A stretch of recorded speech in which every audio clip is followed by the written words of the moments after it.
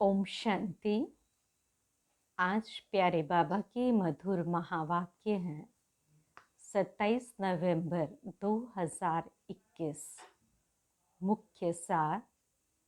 मीठे बच्चे, ज्ञान धन का दान करने के लिए विचार सागर मंथन करो।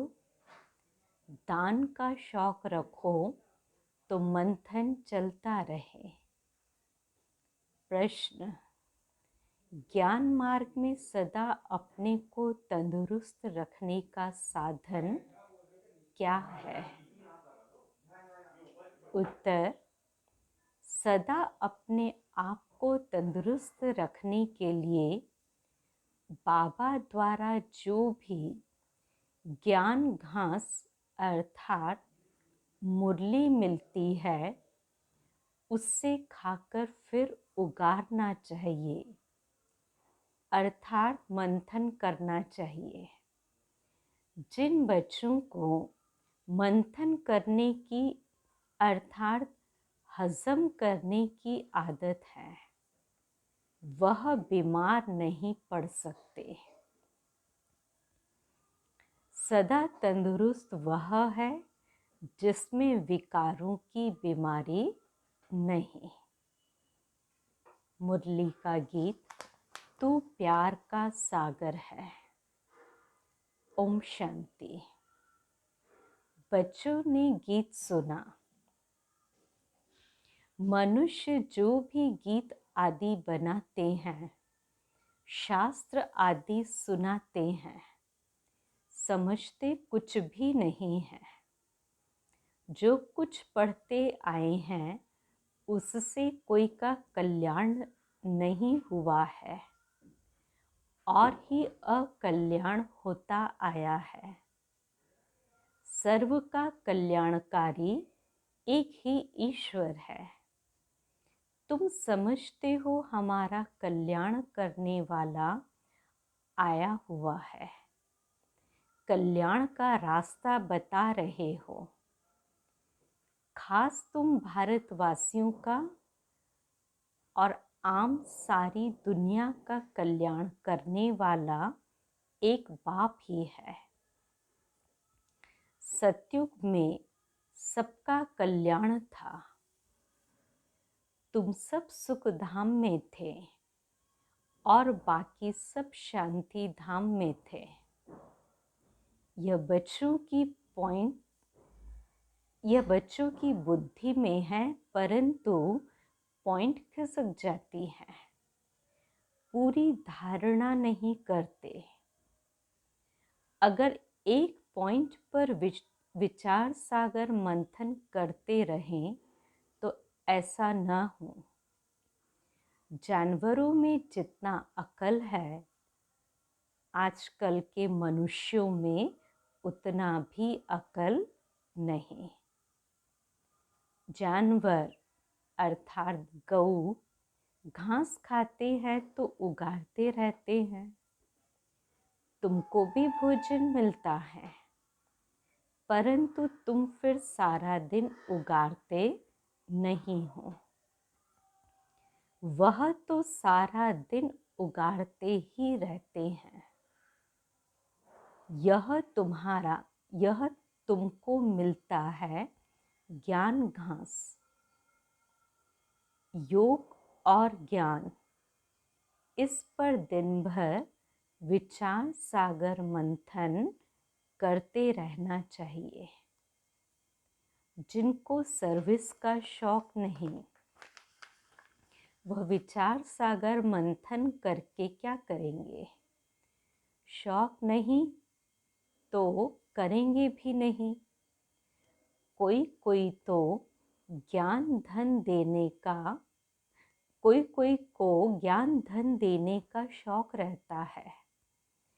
गौशाला में मनुष्य जाकर गऊओं को घास आदि देते हैं, वह भी पुण्य समझते हैं। बाप तुमको यह ज्ञान घास खिलाते हैं। इस पर विचार सागर मंथन करते रहेंगे तो खुशी में रहेंगे। और सर्विस का शौक भी होगा। कोई लोटा भर लेते हैं अथवा बूंद लेते हैं, वह भी स्वर्ग में चले जाएंगे। स्वर्ग के द्वार तो खुलने ही हैं।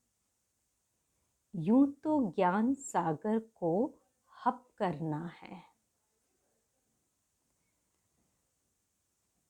कोई तो सारा हप करते हैं, कोई तो बूंद लेते हैं, फिर भी स्वर्ग में तो जाएंगे। बाकी जितना जितना धारणा करेंगे उतना ऊंच पद पाएंगे। बाकी स्वर्ग में एक बूंद से भी चले जाएंगे। मनुष्य मरते हैं तो उनको गंगा की एक बूंद देते हैं। कोई कोई घर में सदैव गंगा जल ही पीते हैं। कितना पीते होंगे? गंगा तो बहती रहती है, उनको तो कोई हप कर न सके। तुम्हारे लिए तो गाया हुआ है कि सागर को हप कर लिया। जो ज्ञान सागर के नज़दीक आ जाते हैं, जास्ती सर्विस करते हैं, वही विजय माला में पिरोए जाते हैं। तो जितना जितना जो हप करते हैं और दूसरों का कल्याण करते हैं, वह पद भी पाते हैं। जितना कल्याण करेंगे उतना खुशी भी होगी। धनवान को खुशी होती है ना। जिनके पास बहुत अथाह धन होता है, दान करते हैं, कॉलेज, धर्मशाला, मंदिर आदि बनवाते हैं, तो उन्हें इतनी खुशी भी रहती है। यहाँ तो तुमको मिलते हैं अविनाशी ज्ञान रतन 21 जन्मों के लिए। 21 जन्मों के लिए अविनाशी खजाना, जो अच्छी रीति धारण कर फिर दान भी करते हैं, उन्हें अच्छा पद मिलता है। कोई कोई बच्चे लिखते हैं, बाबा हमको दिल होती है नौकरी छोड़ इस रूहानी सर्विस में लग जाएं। प्रोजेक्टर प्रदर्शनी लेकर फिरते रहें। एक बूंद भी कोई को मिलेगा तो कल्याण हो जाएगा। सर्विस का बहुत शौक है। बाकी हर एक की अवस्था को बाबा तो जानते हैं। सर्विस के साथ फिर गुण भी चाहिए।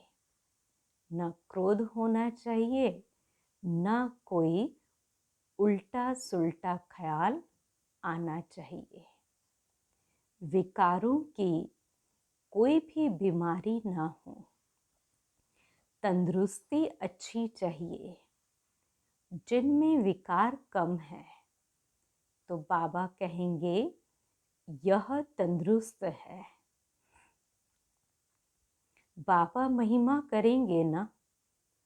गाया हुआ भी है, कौन कौन अच्छे महारथी हैं। उन्होंने फिर असुर और देवताओं की लड़ाई दिखाई है। देवताओं की जीत हुई, अब हमारी लड़ाई है। 5 विकारों रूपी असुरों से। और कोई किस्म के मनुष्य असुर नहीं होते हैं।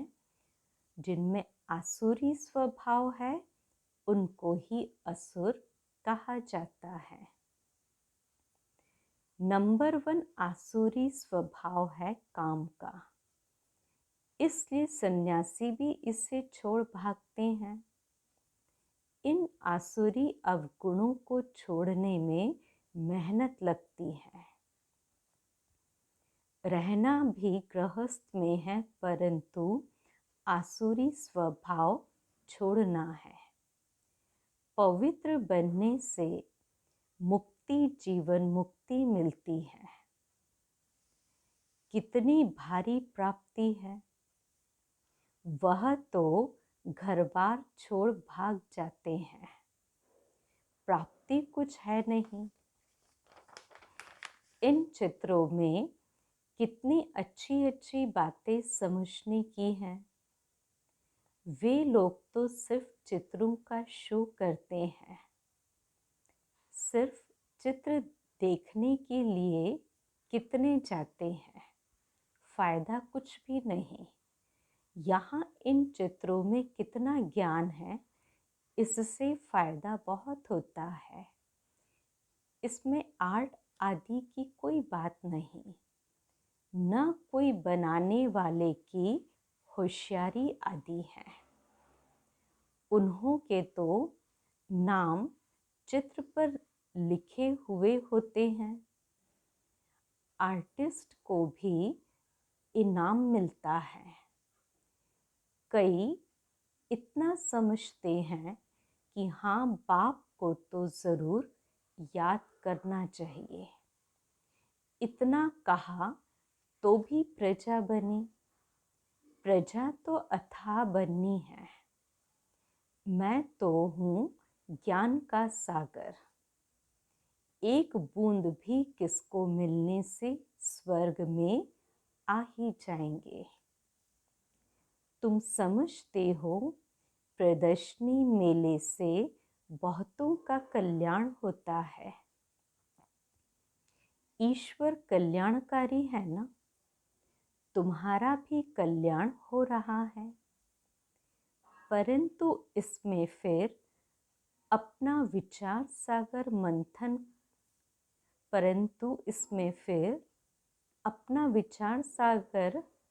मंथन करता रहे, स्मृति में लाता रहे तो बहुत फायदा होगा। उल्टी सुल्टी बातें तो एक कान से सुन दूसरे कान से निकाल देनी चाहिए। बाबा कहते हैं, मैं तुमको बहुत अच्छी बातें सुनाता हूँ। नंबर 1 मुख्य बात एक ही है, कोई को भी बाप का परिचय दो। बस एक बाप को याद करो, वही सब कुछ है। भक्ति मार्ग में बहुत ऐसे होते हैं, बोलो आप तो यह बहुत अच्छा करते हो, अंगुली से इशारा करते हैं, सब कुछ परमात्मा कराते हैं। वह सबका कल्याणकारी ऊपर में रहते हैं। रहते तो तुम आत्माएं भी वहाँ ही हो। यह सारी ज्ञान की बातें तुम अभी समझते हो। बाप कहते बच्चे, अभी तुम्हारा यह कपड़ा अर्थात शरीर सड़ गया है। सत्युग त्रेता में कितना अच्छा वस्त्र था, अब सड़ा हुआ वस्त्र कहाँ तक पहनेंगे। परंतु यह कोई भी समझते नहीं है। बाप आकर जब समझाएं तब समझें। अभी तुम समझते हो, ज्ञान देने वाला है ही एक बाप, वह है सागर। जो सागर हक कर लेते हैं वही विजय माला के दाने बन जाते हैं। तो सदैव सर्विस पर ही तत्पर रहते हैं। वो सदैव सर्विस पर ही तत्पर रहते हैं। बाबा आए ही हैं बच्चों को पावन बनाने, पावन बनकर फिर वापस जाना है। जहाँ से आए हैं फिर वहाँ ही जाएंगे नंबरवार। आगे पीछे नहीं जा सकते। नाटक में एक्टर्स का एक्ट टाइम पर होता है ना, इसमें भी जो एक्टर्स हैं वह नंबरवार अपने अपने समय पर आते जाएंगे। यह बेहद का नाटक बना हुआ है। ब्रह्म में हम आत्माएं बिंदी रहती हैं, वहाँ और कुछ क्या होगा। कहाँ एक आत्मा बिंदी और कहाँ इतना बड़ा शरीर। आत्मा कितनी छोटी जगह लेती है, ब्रह्म महतत्व कितना बड़ा है। जैसे पोलार का एंड नहीं, वैसे ब्रह्म महतत्व की भी एंड नहीं होती है। कितनी कोशिश करते हैं अंत पाने की, परंतु पा नहीं सकते। कितना माथा मारते रहते हैं, परंतु कोई चीज़ ही नहीं जिसको पकड़े या पार जाए। साइंस का घमंड कितना है, कुछ भी फायदा नहीं। सुना है ना, आकाश ही आकाश, पाताल ही पाताल। समझते हैं मून में माने चंद्रमा में दुनिया होगी, वह भी ड्रामा में उन्हों का पार्ट है। फायदा कुछ नहीं। बाप तो आकर हमको विश्व का मालिक बनाते हैं, कितना फायदा है। बाकी चंद्रमा में जाओ, छू मंत्र से भभूत आदि निकालो, इससे फायदा क्या। अब तो हम बेहद के बाप से बेहद का वर्षा लेते हैं, कल्प कल्प लेते आए हैं। वर्ल्ड की हिस्ट्री ज्योग्राफी रिपीट होती है, यह चक्र फिरता रहता है। दुनिया में पहले सिर्फ भारत ही था, भारतवासी ही विश्व के मालिक थे। वहाँ देवताओं को कोई खंड का मालूम नहीं रहता। यह तो बाद में वृद्धि को पाते हैं। नए नए धर्म स्थापक आकर अपना अपना धर्म स्थापन करते हैं। बाकी वह कोई सद्गति तो नहीं करते, सिर्फ धर्म स्थापन करते हैं। उनका क्या गायन होगा। मुक्ति धाम से आते हैं पाठ बजाने। मनुष्य कहते हैं मोक्ष में बैठे रहे, इस आवागमन के चक्र में आए ही क्यों, परंतु इसमें तो आना ही है, पुनर्जन्म लेना ही है, फिर वापस जाना है। यह बना बनाया ड्रामा का चक्र है। लाखों वर्ष का ड्रामा तो कोई होता ही नहीं। यह तो नेचुरल अनादि ड्रामा है। इसको कहा जाता है ईश्वरी कुदरत। रचता और रचना की जो कुदरत है उसको जानना होता है। ऐसा कोई मनुष्य नहीं जो बैठकर पुरुषार्थ करे। सृष्टि चक्र को जानने का, यह सृष्टि का चक्र कैसे फिरता है, यह ख्याल करना आएगा ही नहीं। सबसे पुराने से पुराना चित्र है शिवलिंग का। खुदा आया हुआ है, फिर उसका यादगार बनाते हैं। पहले जब शिव की पूजा शुरू होती है तो हीरे का लिंग बनाते हैं। फिर जब भक्ति रजो तमो हो जाती है तो पत्थर का भी बनाते हैं। शिव बाबा तो हीरों का नहीं है, शिव बाबा तो हीरों का नहीं है, वह तो एक बिंदी है। पूजा के लिए बड़ा बनाते हैं, समझते हैं हम हीरे का शिवलिंग बनाएं। सोमनाथ के इतने बड़े मंदिर में एक बिंदी रखें तो समझ में भी न आए। तो बाप समझाते हैं भक्ति मार्ग में क्या क्या होता है। साइंस वाले इन्वेंशन करते रहते हैं, अच्छी अच्छी चीज़ें निकालते रहते हैं, विनाश के लिए भी निकालते रहते हैं। आगे बिजली थोड़ी ही थी, मिट्टी का दीपक जलाते थे। बाप समझाते हैं, मीठे मीठे बच्चे थोड़े में राजी मत हो जाओ। अच्छी रीति धारण कर सागर को हप करो। जो अच्छी सर्विस करेंगे तो पद भी अच्छा पाएंगे। सारा दिन खुशी का पारा चढ़ा रहना चाहिए। यह तो छीछी दुनिया है, अब यहाँ से जाएंगे। पुरानी दुनिया तो खत्म होनी ही है, तैयारियां हो रही हैं। बाकी थोड़े दिन हैं, इसमें भी कितनी सर्विस करनी है। सारे भारत में तो क्या विलायत में भी सब तरफ चक्र लगाना है। अखबारों द्वारा विलायत के कोने कोने तक भी पता लग जाना है।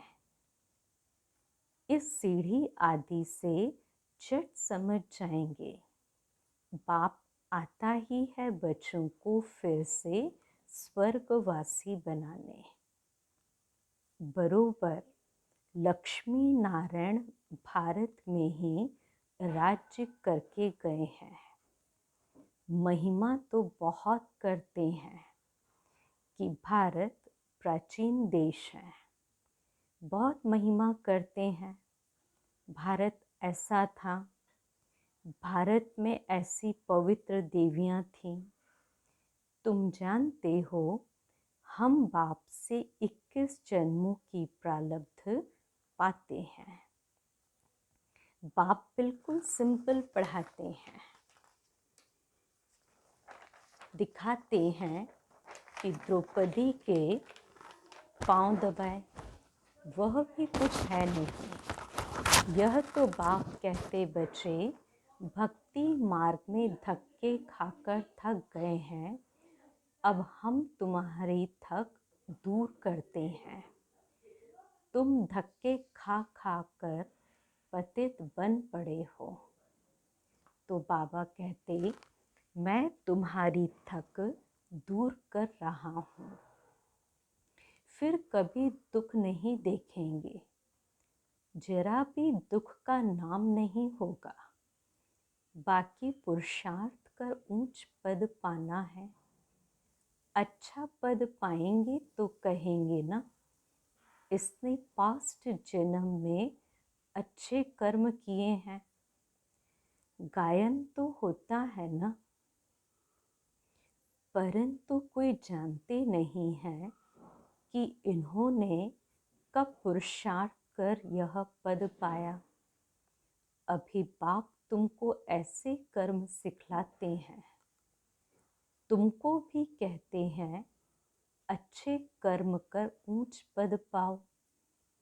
यहाँ मनुष्य के कर्म विकर्म होते हैं, वहाँ तो है ही स्वर्ग, कर्म अकर्म होते हैं, वहाँ यह ज्ञान रहता नहीं है।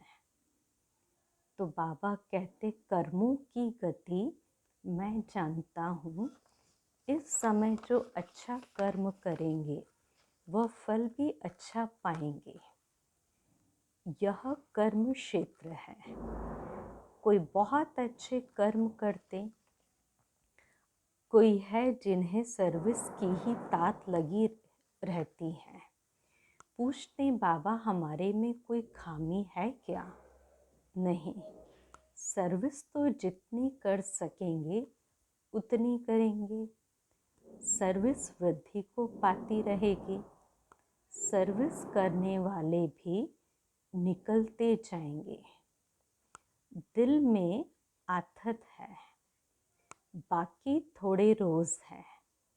अब ऐसा पुरुषार्थ करे जो वहाँ भी ऊंच पद पाए। तो बाबा यह ज्ञान घास खिलाते हैं, कहते हैं उगाड़ते रहो तो धारणा पक्की हो जाए, खुशी का पारा भी चढ़े। बहुत सर्विस करनी है, बहुतों को पैगाम देना है। तुम पैगंबर के बच्चे पैगंबर हो। एक दिन बड़े अखबारों में भी तुम्हारे चित्र पढ़ेंगे। विलायत एक तो अखबारें, विलायत तक तो अखबारें जाती हैं ना। चित्रों से समझ जाएंगे यह नॉलेज तो गॉडफादर की है। बाकी मेहनत है किसमें? मन मनाभव होने की।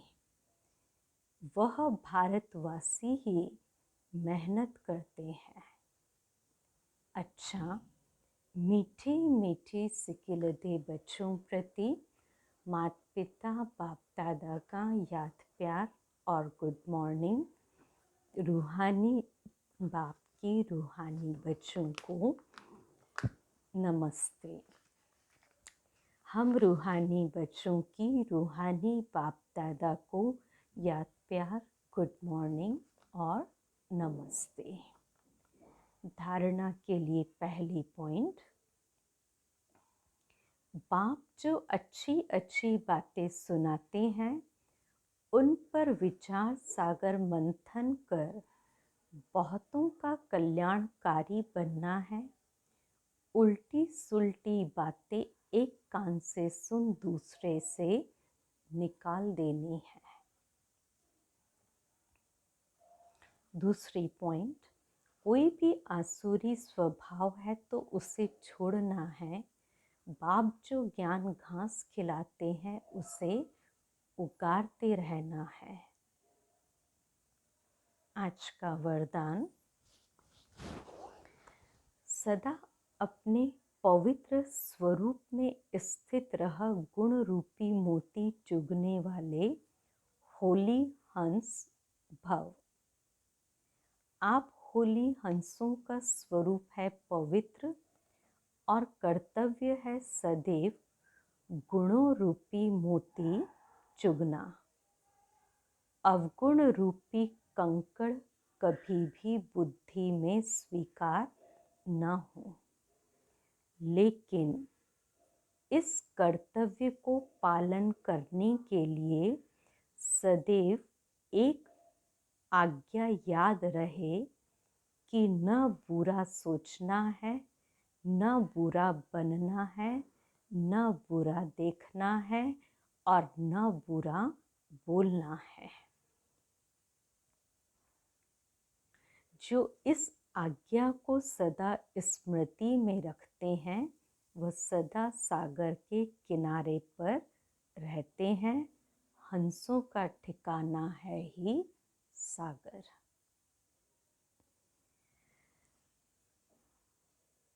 स्लोगन, चलते फिरते फरिश्ता स्वरूप में रहना, यही ब्रह्मा बाप की दिल पसंद गिफ्ट है। चलते फिरते फरिश्ता स्वरूप में रहना, यही ब्रह्मा बाप की दिल पसंद गिफ्ट है। अच्छा, ओम शांति।